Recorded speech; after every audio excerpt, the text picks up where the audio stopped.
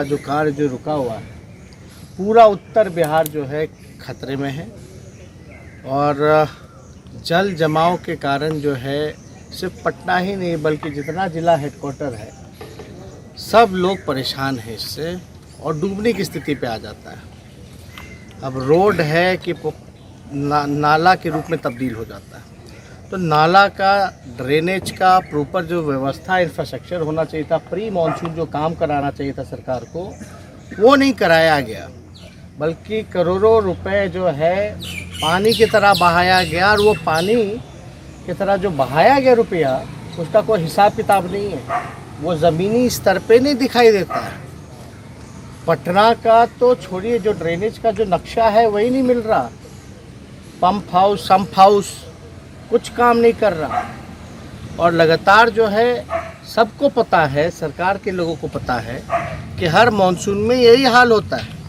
ठीक 15 साल से बिहार के मुख्यमंत्री नीतीश कुमार जी हैं, इस दिशा में उन्होंने क्या काम किया?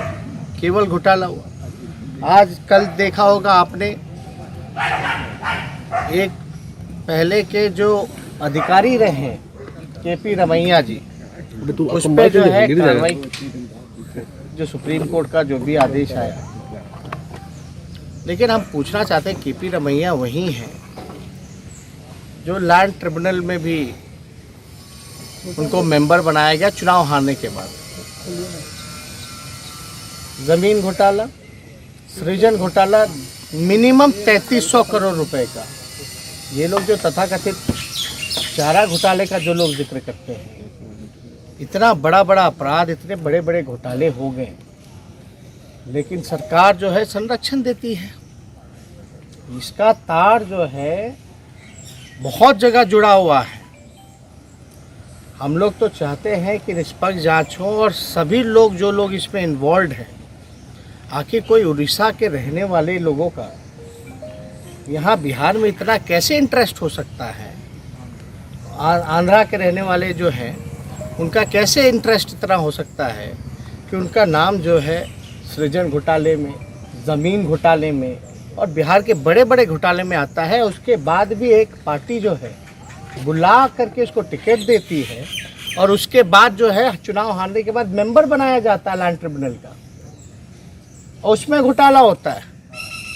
तो हम लोग कहना चाहते हैं कि नीतीश कुमार जी और बिहार की सरकार, कोई 55 घोटाले हुए हैं पूरे बिहार में 15 सालों में, किसी बड़े अधिकारी पे कोई ठोस कार्रवाई नहीं की गई, किसी मंत्री पे कोई कार्रवाई नहीं की गई। ये बड़ी मछलियों को बचाने का काम किया जा रहा है। आप लोगों को याद होगा कि पूर्व में भी हाई कोर्ट के एक जज ने तल्ख टिप्पणी करते हुए ये बोला था कि भ्रष्टाचारियों को पूरी तरीके से संरक्षण मिल रहा है। अब इस पे हम तो कुछ नहीं कहेंगे, लेकिन बिहार की जनता हिसाब मांग रही है। जो घोटाले हुए बिहार में, 3300 करोड़ का घोटाला हुआ सृजन घोटाले में, कम से कम आकलन किया जा सकता है इसका 3300 मिनिमम। वो 3300 करोड़ का भरपाई आखिर कौन करेगा? कहाँ से उसकी भरपाई होगी? जो 55 बड़े घोटाले हुए 15 साल में, हजारों लाखों करोड़ रुपए, उसकी भरपाई कौन करेगा? और चारा घोटाला को जो लोग बढ़ा चढ़ा करके बोलते हैं, तो मात्र 46 लाख का घोटाला था, लेकिन हमको उस पर कुछ कहना नहीं है। कोर्ट अपना काम कर रहा है, लेकिन ये सत्ता में जो बैठे लोग जो संरक्षण देने का काम कर रहे हैं, बिहार में देखा जाए तो ये जल जमाव जो हो रहा है, जिसका सवाल आप लोगों ने पूछा, जब पटना पिछले साल जब डूबा था, तो पटना नगर निगम में कितने करोड़ों का घोटाला हुआ था, उस अधिकारी को भी जो है सरकार ने भगा देने का काम किया, बचाने का काम किया, सब कुछ जानते हुए भी। तो लगातार घोटाले ही